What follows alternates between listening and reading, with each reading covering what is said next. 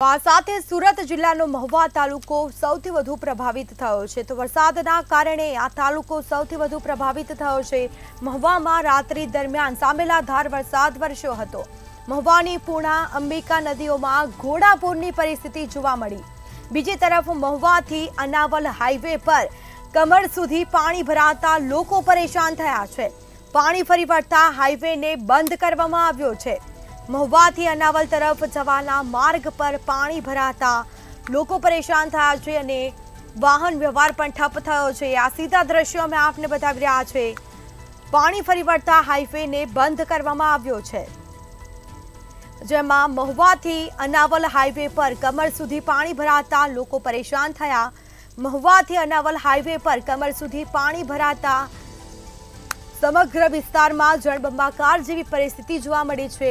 કેડસમાં પાણી ભરાતા લોકો પરેશાન થયા છે। લોકો જાય તો જાય ક્યાં તેવી હાલ પરિસ્થિતિ જોવા મળી છે। મહુવામાં અનેક વિસ્તારો પાણીમાં ગરકાવ થયા છે। ઘર વખરીને મોટા પાયે નુકસાન પહોંચ્યું। લોકોના ઘર પણ પાણીમાં ગરકાવ થયા છે। તો મહુવાની પૂર્ણા અને અંબિકા નદીમાં ઘોડાપૂરની પરિસ્થિતિ જોવા મળી છે। તો સુરત જિલ્લામાં અવિરત વરસાદના કારણે અનેક તાલુકાઓ પ્રભાવિત થયા છે અને જેમાં સૌથી વધુ મહુવા તાલુકો પ્રભાવિત થયો છે। બીજી તરફ રાત્રિ દરમિયાન સામેલાધાર વરસાદ વરસ્યો હતો અને જેના કારણે નદીઓમાં ઘોડાપૂર આવ્યું હોય તેવી પરિસ્થિતિ જોવા મળી છે। તો આ સીધા દ્રશ્યો અમે આપને બતાવી રહ્યા છે।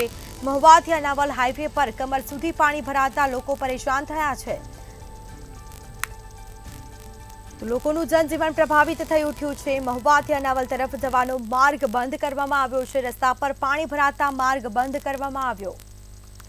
તો વધુ વિગતો સાથે સંવાદદાતા અક્ષય મકવાણા ફોનલાઈન પર જોડાઈ ગયા છે। જી, સુરતમાં અવિરત વરસાદના કારણે મહુવા તાલુકો સૌથી વધુ પ્રભાવિત થયો છે અને જે રીતે દ્રશ્યોમાં જોઈ શકાય છે તે રીતે રસ્તા પર જાણે નદીઓ વહેતી હોય તેવા દ્રશ્યો જોવા મળી રહ્યા છે। શું પરિસ્થિતિ?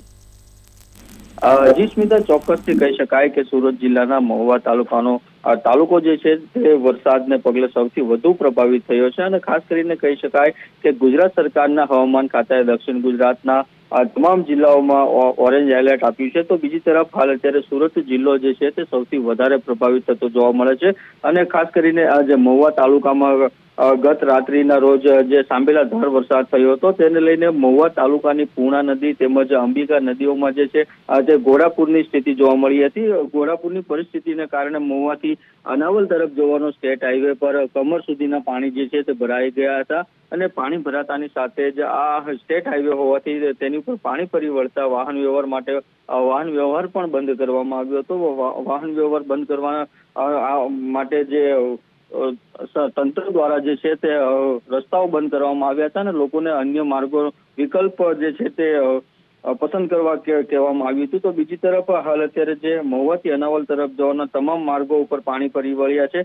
તેને કારણે જે માર્ગો ઉપર પાણી ફરી વળ્યા છે જેને કારણે જે રસ્તાઓ ઉપર જે છે તે નદીઓ વહેતી હોય તેવા દ્રશ્યો પણ જોવા મળ્યા છે અને હાલ અત્યારે જે તંત્ર પણ હાલ અત્યારે તમામ રસ્તાઓ બંધ કર્યા છે અને ઉપરવાસમાં જે તાપી જિલ્લામાં ભારે વરસાદને પગલે હાલ અત્યારે પૂર્ણા નદીના હાલ પણ બેહાલ થતા જોવા મળ્યા છે। જી બિલકુલ, તમામ જાણકારી આપવા બદલ આપનો આભાર।